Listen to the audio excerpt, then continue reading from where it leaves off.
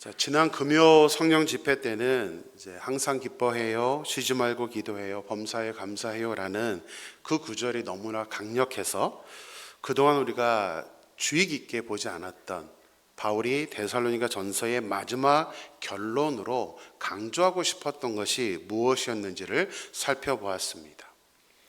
지난주에 이제 설명을 하지 못해서 오늘 그 두 번째 편으로 말씀을 보겠는데요. 19절, 20절 말씀만 우리 다시 한번 보겠습니다. 19절, 20절 같이 읽습니다. 성령을 소멸하지 말며 예언을 멸시하지 말고. 자, 바울은 성령이 주시는 그 뜨거운 열정이 꺼지지 않아야 한다는 의미로 성령을 소멸하지 말라는 것과 예언을 멸시하지 말라고 데살로니가 전서의 마지막 결론을 내리고 있습니다. 예언은 성령의 은사입니다. 예언은 지난번에 설명드렸던 것처럼 미래에 일어날 일에 대해 말하는 것이 아니라 하나님께서 맡겨두신 그 말씀을 온전히 선포하는 것이라고 그런 의미라고 말씀을 드렸습니다. 많은 목사님들이 설교를 합니다. 그렇다고 모든 목사님들이 다 설교를 잘하는 것은 아닙니다. 왜냐하면 설교도 무엇입니까? 은사입니다. 하나님이 특별하게 부어주시는 은사이기 때문에 그 은사를 더 많이 받고 은사가 있는 분들의 설교는 단순히 잘한다는 것이 아니라 우리들의 심령을 울리는 그런 설교가 되는 것입니다. 그래서 여러분도 저나 이상호 전사님을 위해서 기도할 때에 말씀의 지혜를 달라고 성령의 충만함으로 그 성령의 능력으로 말씀을 전할 수 있게 해달라고 그렇게 기도를 하고 있는 것입니다. 저 역시도 사역자가 되기로 결심했을 때부터 지금까지 계속 빼놓지 않고 하는 기도는 아무래도 자주 설교를 하다 보니까 그 한편의 설교가 저 스스로에게도 은혜가 돼야 되고 우리 참석하는 모든 성도님들에게 은혜가 되어야 되기 때문에 항상 빼놓지 않고 기도합니다. 하나님, 저에게 말씀의 지혜를 주세요. 제가 성령 충만하여서 말씀을 전할 수 있게 해달라고 그 기도를 하고 있습니다. 자, 그렇다면 오늘 바울이 왜 성령의 은사 중에서 딱 한 가지만 꼽아서 예언이라는 것을 딱 집어서 그 예언을 멸시하지 말라고 말씀을 하고 있는 것일까요? 그것을 결론으로 말하고 있는 것일까요? 여기에 이제 특별한 이유가 있기 때문입니다. 자, 멸시하다는 단어는 헬라어로는 업신여기다, 또 얕보다, 무시하다라는 뜻입니다. 제가 데살로니가 교회를 한번 소개를 해드린 적이 있습니다. 제가 꼭 닮고 싶은 교회, 그러면 데살로니가 교회였습니다. 데살로니가전서 1장을 보면 데살로니가 교회는 성령의 기쁨으로 말씀을 받았다. 데살로니가 성도들은 성령의 기쁨으로 말씀을 받은 교회였다라고 제가 소개를 해드렸었습니다. 근데 그래서 데살로니가 1장에 나오는 내용인데요, 오늘 5장에 와서는 왜 예언을 멸시하지 말라고 말씀을 하고 있는 걸까요? 너무 다르잖아요, 그렇죠? 1장의 모습과 5장의 모습. 데살로니가 성도들은 성령의 기쁨으로 말씀을 받아서 그 지역에 있는 사람들에게 모범이 될 정도, 모델이 될 정도로 이 데살로니가 교회는 아름답게 성장했던, 얼마 역사도 되지 않은 그 교회가, 개척교회 같은 그 교회가 너무나 많은 그런 역사를 일으켰던 교회가 되었습니다. 그때는 성령의 기쁨으로 말씀을 받았기 때문에 그런 모습이 나타났던 것입니다. 하지만 이제 바울이 데살로니가 전서를 기록할 때쯤 되었을 때는 이 데살로니가 성도들이 처음 가졌던 그 첫 마음, 처음 가졌던 말씀에 대해 사모하는 그 마음이 사라져 버렸습니다. 그래서 지금은 시간이 흐르면서 예언, 다시 말해 하나님의 말씀을 대언하는 설교의 권위를 인정하지 않았고 무시하는 사람들이 있었기 때문에 바울은 여러 가지 성령의 은사들 중에서도 꼭 예언을 집어서 예언을 무시하지 말라, 예언을 멸시하지 말라라고 강조를 하고 있는 것입니다. 이것은 지금 우리에게도 동일합니다. 우리가 지금 이 말씀을 우리에게 적용하려면 우리 역시도 먼저는 이제 두 가지로 적용을 할 수 있는데, 하나는 이 단위에서 선포되는 그 말씀을 우리가 무시해서는 안 된다는 것입니다. 이 자세가 어떠냐에 따라서 완전히 달라집니다. 제가 대학원 때 매일 채플이 있었습니다. 이제 교수님들이 돌아가면서 설교를 하는데요. 제가 이제 채플에 딱 들어가면 저도 모르게 딱 세 가지 모습이 나타나더라고요, 제 안에서. 첫 번째는 뭐냐면, 이제 들어가면 입구에 이렇게 그날 주보가 있습니다. 그럼 이제 설교자가 이렇게 써 있습니다. 그러면 그 설교자가 이제 대부분 교수님들이니까 어느 교수님 그러면 제가 딱 세 가지 모습으로 나눠져요. 첫 번째 교수님은 들어가면서 가방에서 노트를 꺼냅니다. 볼펜하고 노트를 꺼내요. 무슨 의미죠? 받아 적고 싶은 거예요. 저 교수님은 너무 설교를 잘하니까 제가 어떻게 하든 기록으로 남기려고 받아 적었습니다. 두 번째는 교수님 명단을 딱 보고 아무것도 안 하고 그냥 들어갑니다. 기대도 없고 또 그렇다고 뭐 망치지도 않습니다. 그냥 적정하게 들을 수 있는 그런 설교. 세 번째는 들어가면서 오늘 큰일 났다, 어떡하지, 이 채플 시간을 어떻게 견디지, 이렇게 들어가는 분이 계셨습니다. 나중에 제가 하나님께 많이 반성을 했습니다. 누구 문제죠? 설교자의 문제가 아닙니다. 저의 문제였습니다. 제가 그냥 딱 교수님 이름만 보고 제가 딱 어떤 마음으로 들어가냐는 제가 결정한 겁니다. 근데 재밌게도요, 노트를 꺼내서 볼펜을 갖고 적으려고 들어가면 그날 교수님이 설교를 죽쳐도 은혜가 됩니다. 근데 아예 포기하고 들어가면요, 그날따라 너무 설교를 잘하시는데도 저는 졸아요. 그래서 제가 깨달은 게 그겁니다. 중요한 거는 저 자신입니다.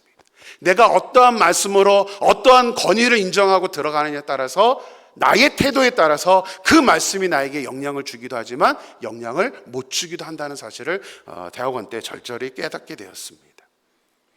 그래서 우리는 이 말씀에 대한 그 태도, 나의 태도가 얼마나 중요한지를 우리는 깨달아야 됩니다. 그것이 오늘 바울이 말한 결론으로 데살로니가 교회 성도들에게 말하는 게 예언을 멸시하지 말라는 뜻이에요. 우리에게도 지금 적용을 해야 되는 것입니다. 또 한 가지는 예언만이 아니라 저 자체는 성령을 소멸하지 말라 그러면서 예언을 예로 들었던 것이지, 결국 바울이 하고 싶은 말은 성령의 은사들을 멸시하지 말라는 그런 뜻입니다. 자, 성령이 충만하면 반드시 따라오는 것이 성령의 은사입니다. 우리 성령의 시대를 살고 있기 때문에 성령에 대해서 반드시 알아야 된다고 말씀드렸습니다. 그럼 성령의 은사에 대해서도 바르게 알고 있어야 됩니다. 자, 은사에 대해서 한번 설명을 해보겠습니다. 은사라는 뜻은 영어로 spiritual gift라고 됩니다. 그러니까 영적인 선물입니다. 은사, 그러니까 우리가 한문으로 이 은사라는 것을 정확하게 와닿지는 않는데, 저 영어를 보면 영적인 선물이구나 라는 것을 우리는 깨닫게 됩니다. 하나님이 주시는 선물입니다. 그렇다면 하나님이 주시는 선물을 받아야 될까요? 안 받아도 될까요? 저는 하나님 주신 선물 필요 없습니다, 이런 분 계십니까? 이건 큰일 날 일이죠. 하나님의 선물인데 그거를 안 받는다는 것은 이상한 일입니다. 하나님의 선물에는 은사라고도 되어 있지만 하나님이 주신 선물에는 아주 많은 것들이 포함됩니다. 물질의 복, 건강의 복, 가정의 행복, 이 모든 것도 하나님의 선물이고 복입니다. 우리가 하나님의 선물을 안 받고 싶다라는 얘기는, 그 말을 하신다면 우리는 그 어떤 복도 하나님께 구해서는 안 됩니다. 우리는 그냥 나 물질도 필요 없어요, 건강도 필요 없어요, 이런 것과 똑같습니다. 하나님이 주시는 건데 우리가 거절할 수는 없습니다. 자, 그렇다면 왜 하나님께서 영적인 선물, 은사를 주시는 걸까요? 이제 이것을 우리가 오늘 본문에서 살펴보겠습니다. 고린도전서 12장 7절입니다. 같이 읽습니다. 각 사람에게 성령을 나타내심은 유익하게 하려 하심이라. 누구에게 유익해요? 나에게 유익해요. 성령을 주시는 것은 우리 자신에게 유익하기 때문에 하나님께서 성령의 그 선물을 주신다는 사실입니다. 근데 우리 은사에는요, 크고 작은 것이 있습니다.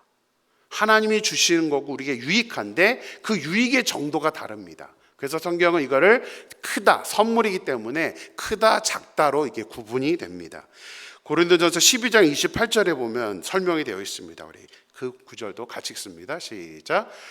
하나님이 교회 중에 몇을 세우셨으니 첫째는 사도요, 둘째는 선지자요, 셋째는 교사요, 그 다음은 능력을 행하는 자요, 그 다음은 병 고치는 은사와 서로 돕는 것과 다스리는 것과 각종 방언을 말하는 것이라. 이게 순서대로 말하는 겁니다. 방언의 크고 작은 순서. 가장 큰 은사로 설명하는 게 뭐예요? 첫째는 사도, 둘째는 선지자, 셋째는 교사. 이 세 가지가 묶음입니다. 왜 이게 첫째, 둘째, 셋째가 될까요? 사도도 가르치는 은사고요, 선지자도 가르치는 은사고요, 교사도 가르치는 은사입니다. 이 세 개가 왜 지금 고린도전서 12장에서 가장 큰 은사라고 얘기를 할까요? 그 직분이 귀해서가 아닙니다. 무엇 때문이냐면 다른 사람에게 영향력을 주기 때문입니다. 다른 누군가에게 그 삶의 영향력을 주기 때문에 저 세 가지의 은사가 가장 큰 은사라고 본문을 설명하고 있는 것입니다. 자, 그러면 가장 작은 은사가 뭐죠? 맨 마지막에 나오는 은사가 뭡니까? 방언의 은사입니다. 근데 왜 마지막이죠? 방언은 나 혼자에게만 유익합니다. 방언은 기도하라고 주시는 은사이기 때문에 다른 사람과 아무 상관이 없습니다. 나만 기도하면 됩니다. 나 혼자에게만 유익하기 때문에 가장 작은 은사라고 말씀하고 있는 것입니다. 하지만 그래도 은사입니다. 그래도 선물이에요. 이 가장 작은 은사인데도 우리가 은사를 받지 못하는 사람이 많습니다. 이 가장 작은 은사. 이 가장 작은 은사지만 그래도 이것은 유익합니다. 자, 어떤 유익이 있는지 또 바울은 설명을 해주고 있습니다. 고린도전서 14장 2절입니다. 같이 읽습니다. 방언을 말하는 자는 사람에게 하지 아니하고 하나님께 하나니 이는 알아듣는 자가 없고 영으로 비밀을 말함이라. 방언 기도는 사람에게 하는 것이 아니라 개인이 하나님께 하는 기도이기 때문에 알아듣는 사람이 없고 영으로 비밀을 말하는 거기 때문에 우리에게 유익하다라고 말씀하고 있는 것입니다. 우리가 은혜를 받으면 막 통성으로 기도하고 싶어지잖아요. 그죠? 막 그렇게 기도하고 싶어지는데 문제가 있습니다. 다른 사람들이 내 기도를 알아듣습니다. 우리 금요일 날도 막 이렇게 같이 통성으로 기도할 때는 기도 소리가 나오는데 이제 딱 음악이 바뀌고 이제 연주자들이 스탑하고 음악으로 바뀌고 제가 또 이제 내려가면 갑자기 기도 소리가 싹 사라집니다. 다 들리거든요. 이제 다른 사람들 내가 뭐라고 말하는지를 알아듣기 때문에 우리가 이렇게 통성으로 기도하는 것이 굉장히 어렵습니다. 근데 그때 우리가 방언의 은사를 받게 돼서 방언의 기도를 하게 되면 눈치 보지 않습니다. 눈치 보지 않고 마음껏 기도할 수가 있습니다. 그것이 방언 기도의 유익한 한 점입니다. 또 다른 유익한 점이 있습니다. 또 다른 이유가 있습니다. 많은 크리스천들이 기도를 오래 하는 것을 좀 힘들어합니다. 길게 기도하는 것이 굉장히 부담스러워요. 뭐를 말해야 되지? 하다가 또 중단이 되기도 합니다. 근데 방언의 은사를 받고 나면요, 기도 오래 하는 것이 좀 쉬워집니다. 그냥 한두 시간이 금방 가버립니다. 제가 대학교 1학년 때였습니다. 중고등부 이제 교사를 했었습니다. 그때 이제 여름 수련회, 이제 우리 중고등부 여름 수련회가 뭐 아시는 분은 아실 텐데 한월산 기도원이라는 곳에서 저희들이 이제 여름 수련회를 참가하게 되었습니다. 우리 청소년들만 위한 집회가 있어서 그 기도원에 갔었습니다. 이제 첫날 저녁 집회가 끝난 다음에 제가 이제 교사다 보니까 당시 고등학교 1학년 학생들만 데리고 따로 제가 산 위에 올라가서 이제 기도를 하게 되었습니다. 내년에 임원이 될 친구들이었기 때문에 제가 미리 좀 같이 기도하면서 이 수련회 기간 동안에 영적으로 잘 준비를 시키고자 하는 마음 때문에 저를 포함해서 7명, 그러니까 총 8명, 학생들 7명, 8명이 이제 산 위에 올라가서 기도를 하게 되었습니다. 물론 이제 제가 교사다 보니까 기도회를 인도를 했습니다. 이제 한참 다른 것 갖고 기도한 게 아니라 이제 우리가 잘 준비되자, 영적으로 준비돼서 내년 임원을 하는 것들을 놓고 기도하자라고 했는데 갑자기 제 오른쪽에 있던 이제 여학생이 6명이었고 남학생이 1명이 있었습니다. 근데 제 오른쪽에 있던 우리 학생이 갑자기 방언의 은사를 받은 거예요. 근데 신기하게도요, 이 친구가 받고 바로 줄줄이 이어서 그 옆에 친구가 받고 그 옆에 친구가 받으면서 릴레이로 이렇게 방언의 은사를 받더라고요. 제 옆에 기도하면서 막 이 소리가 들리니까 저도 기대를 했습니다. 저까지 올 거라는 그런 믿음 때문에. 근데 제 옆에서 딱 중단이 되어버리고 저는 못 받았어요. 이제 시간의 한계가 있어서 이제 내려가서 취침을 해야 되기 때문에 이제 어쩔 수 없이 저는 좀 더 하고 싶었는데 이제 시간이 다 돼서 이제 어쩔 수 없이 내려오게 되었습니다. 기도회를 이끈 교사인데 학생들만 방언의 은사를 받고 저만 받지를 못해서 굉장히 좀 서운하기도 하고 속상하기도 했습니다. 하나님께 약간 원망스러운 마음도 생겼습니다. 근데 아이들이 내려와서 이제 다른 학생들에게 자기들이 은사를 받았다는 것을 얘기하고 나니까 갑자기 그 학생들이 전부 전도사님께 달려갔습니다. 우리 잠자지 말고 기도해요 이러면서 아이들이 기도회를 요청했습니다. 너무 애들이 막 열광적으로 요청을 하니까 이제 전도사님도 어쩔 수 없었나 봅니다. 이제 저한테 기도회 좀 인도해 달라고 그렇게 요청을 하셨습니다. 그 열망을 저도 아니까 이제 제가 기타를 치면서 찬양을 하면서 이제 기도회를 인도했습니다. 그래서 그 기도 제목은 이제 은사를 놓고 기도하는 그런 기도회였습니다. 그때 수련회 참석했던 인원이 한 50여 명 되는데 그날 밤에만 한 반 이상의 학생들이 방언의 은사를 받았습니다. 근데 그 기도회 때도 저는 은사를 받지 못했습니다. 매일 저녁마다 아이들이 요청을 했습니다. 그래서 총 3박 4일이었는데 그 마지막 날까지 제가 또 기도회를 인도해서 감사하게도 거의 대부분의 학생들이 방언의 은사를 받았습니다. 근데 그렇게 열심히 인도했던 저는 못 받았습니다. 집에 돌아와서 하나님한테 참 원망을 많이 했습니다. 하나님, 그래도 제가 교사인데요, 제가 인도하고 제가 앞에서 이거 다 목소리 쉬어가면서 기도에 다 인도했는데 왜 저만 주시지 않았습니까? 하면서 막 이렇게 좀 원망스러운 기도를 했었습니다. 근데 일주일 뒤에 청년의 수련회가 똑같이 하늘산 기도원에서 있었습니다. 제가 매일 저녁마다 원망하면서 하나님께 그렇게 방언의 은사에 대해서 기도를 했더니 감사하게도 첫날 저녁 집회를 준비하면서 이제 같이 우리 청년들하고 기도하고 있는데 어느 순간 저도 모르게 하나님이 방언의 은사를 열어주셨습니다.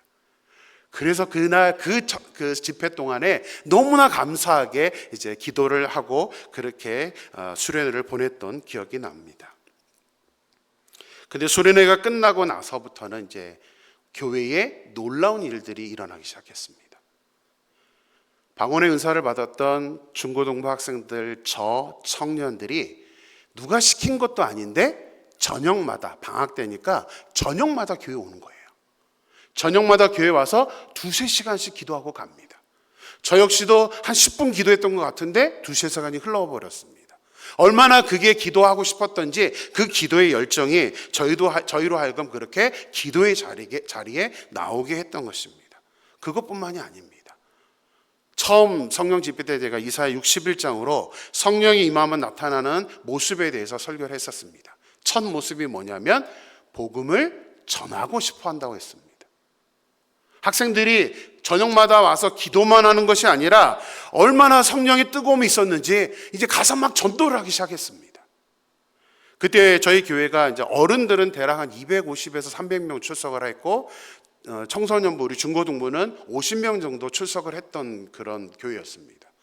근데 그 여름 수련회 이후부터 연말까지 3개월 동안 학생들이 너무 열심히 전도를 해가지고 연말에 보니까 150명이 출석을 했습니다.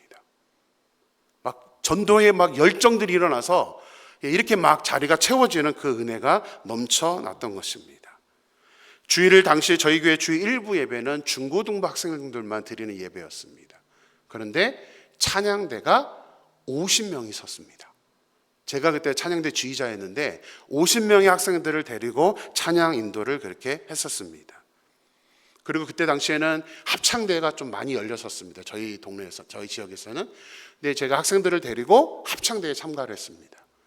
평상시에는 50명이 찬양대를 쓰지만 합창대회 나갈 때는 1년에 제가 2번 정도 합창대회 나갔던 것 같은데 50명이 추가로 들어와서 100명의 학생들이 합창을 해줬습니다. 대상은 항상 저희 교회 몫이었습니다. 왜냐하면 다른 교회는 합창 나와도 많아야 20명 이렇게 나오는데 100명이 나가서 합창을 해버리니까 거기다 토요일마다 우리 찬양대 연습하는데 막 3시간, 4시간 제가 발성 연습시키면서 그렇게 찬양대를 가르쳐 놨더니 아이들이 막 나중에는 음대를 막 가버리는 거예요. 그 막 역사들이 일어났던 것을 저는 아직도 생생하게 그때의 기억이 납니다. 저는 우리 임마누엘 교회도 이런 역사가 일어나게 될 줄로 믿습니다. 성령의 역사는 우리가 기도하는 역사가 일어나면 우리는 가만히 있을 수가 없어요. 성령이 충만해지면 우리가 그냥 처져 있지를 않습니다. 그 뜨거움이 있기 때문에 뭔가 정말 기도하고 싶어지고 막 복음을 전하고 싶어지고 우리 주변의 사람들에게 막 전하고 싶은 마음이 일어납니다. 오지 말라 그래도 이 예배 자리가 찰 수밖에 없습니다. 성령이 뜨거운 교회들 보면 대부분이 다 동일한 모습입니다. 자리가 꽉꽉 차서 예배드리죠. 새벽 예배도 마찬가지입니다. 막 어떻게든 기도하고 싶어지는 것이 성령의 충만함으로 인해 나타나는 모습입니다. 저는 여러분 모두가 다 이 은사를 받았으면 하는 마음이 굉장히 큽니다. 말씀드렸었지만 우리 장로교는 은사에 대해서 굉장히 부정적인 건 압니다. 근데 여러분들이 은사를 받고 나면 그 생각이 달라집니다. 내가 은사를 받고 나면 부정적일 수가 없어요. 왜냐하면 성경에 분명히 있는 은사거든요. 성경에서 이건 은사가 아니야 라고 말한다면 저는 거절할 수 있습니다. 그러나 분명히 성경은 그게 은사라고 말씀하고 있기 때문에 우리는 가장 작은 은사부터 사실은 받아야 되는 겁니다. 가장 작은 은사부터. 물론 이제 더 커진 큰 은사들을 받으면 더 좋죠. 말씀을 가르칠 수 있는 은사를 받으면 더 좋습니다. 그러나 작은 은사부터 우리가 받으면서 나아간다면 저는 우리 임마누엘 교회가 정말 성령이 폭발하는 교회, 성령으로 인하여서 우리가 가만히 못 있다 보니까 하나님께서 성령님을 통하여서 우리 교회에 많은 역사들을 일으키는 그 놀라운 역사가 우리가 경험하는 모습이 될 줄로 믿습니다. 자, 그렇다면 은사 중에 가장 작은 은사가 방언의 은사라고 했는데 가장 큰 은사가 무엇일까요? 고린도전서 12장에서는 가르치는 은사라고 그랬습니다. 사도, 선지자, 교사. 근데 그게 가장 큰 은사는 아닙니다. 12장에서는 이렇게 설명한 후에 바울은 이제 그 13장 그 뒤로 넘어가면서 가장 큰 은사가 무엇인지를 소개를 해주고 있습니다. 12장에서는 가르치는 은사인데 그 다음 장을 보면 이제 바울이 정말 전하고 싶은 가장 큰 은사가 무엇인지를 우리에게 설명해 주고 있습니다. 13장 마지막 절을 보면 우리가 잘 아는 구절입니다. 같이 읽습니다. 그런즉 믿음, 소망, 사랑 이 세 가지는 항상 있을 것인데 그 중에 제일은 사랑이라. 뭐가 제일 큰 은사예요? 사랑의 은사입니다. 사랑도 은사입니다. 그래서 아무나 사랑의 마음을 가질 수 없는 게 은사이기 때문입니다. 왜 내 마음속에 사랑이 없지? 은사를 못 받아서 그런 겁니다.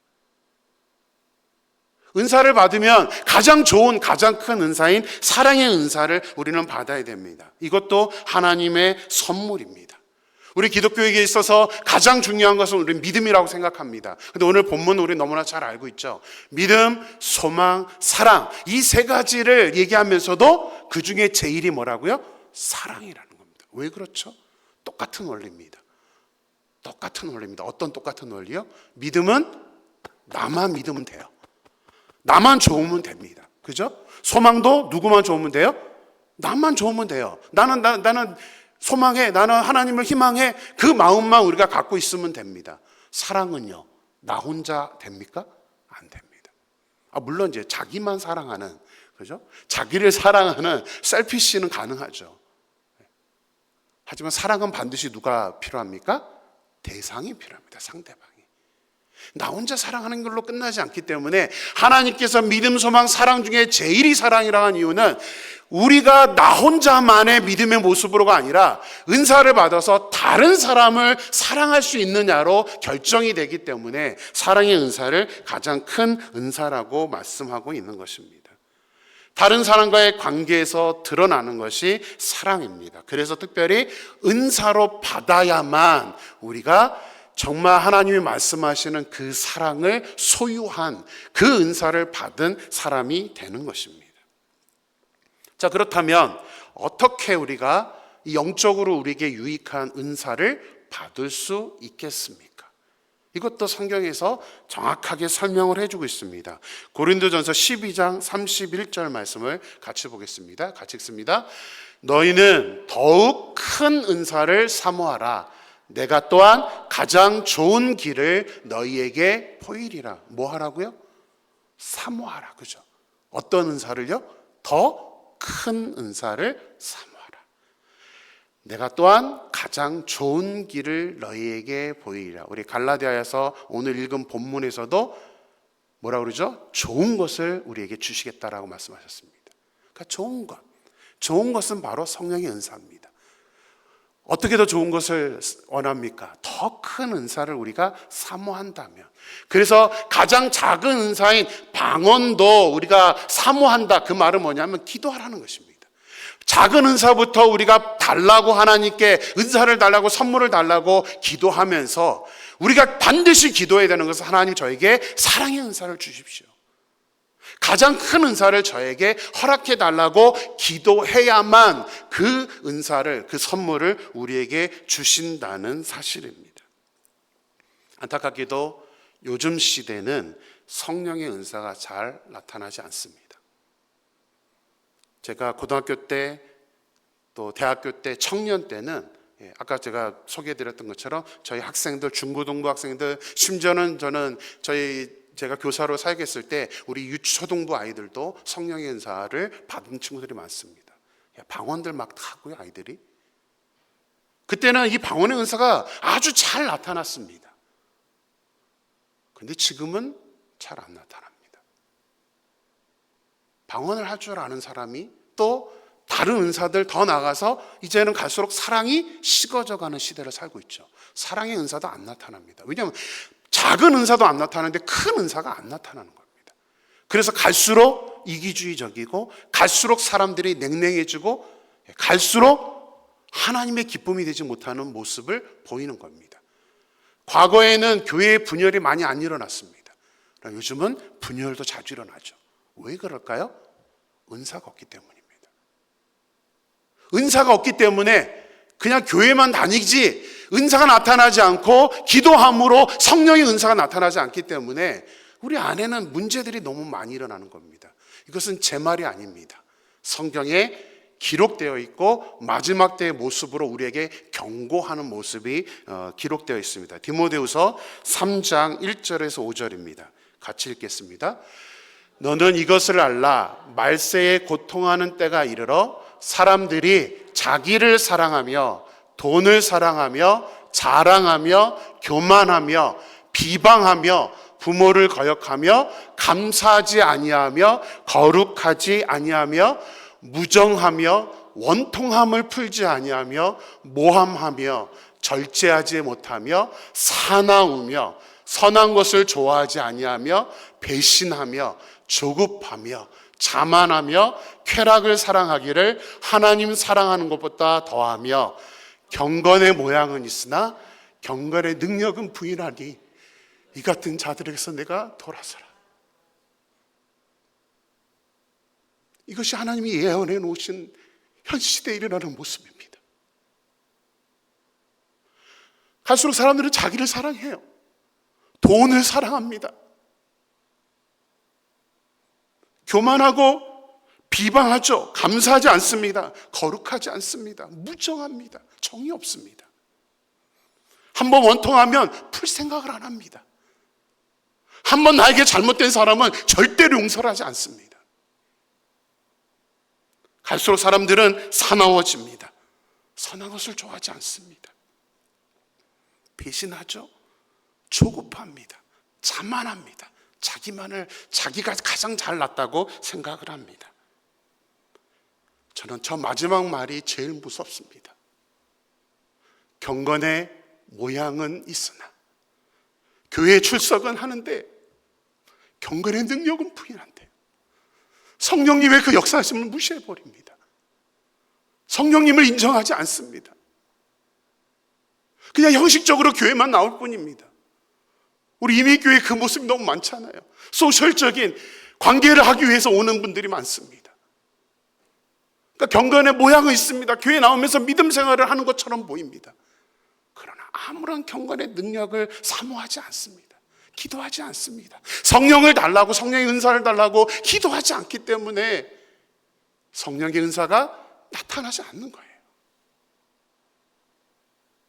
로마서 12장 2절 말씀을 보면 너희는 이 세대를 본받지 말라고 분명하게 말씀하셨습니다. 저 모든 모습이 지금 이 시대에 나타나기 때문에 우리는 이 세대를 본받지 말고 어떻게 하든 저 모습이 되지 않기 위해서 하나님 저에게 사랑을 주세요 라고 기도해야 되는 겁니다.